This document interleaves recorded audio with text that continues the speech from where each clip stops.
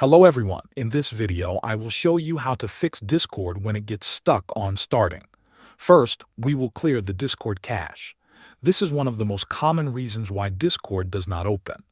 On your keyboard, press the Windows key and the R key together. A small window will open. Type %appdata% and press enter. A new folder window will appear. Look for the folder named Discord. Right-click on it and delete it. This removes old cache files that may be blocking Discord from starting. Now try to open Discord again. If it still does not start, we will try the second method. Go to your Windows Start menu and open the Settings app. On the left side, select Time and Language. Then open Date and Time. Turn on Set Time automatically and Set Time Zone automatically. Some apps, including Discord, may not work correctly when the system time is not correct. After enabling these options, close the Settings app and try opening Discord again. If Discord is still stuck on starting, then the last method is to reinstall it. Go to the Start menu and open Settings again. Click on Apps.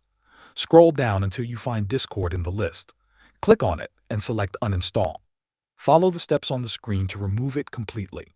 Once it is uninstalled, open your browser and search for the official Discord website. Download the latest version directly from there and install it. After the fresh installation, Discord should open normally.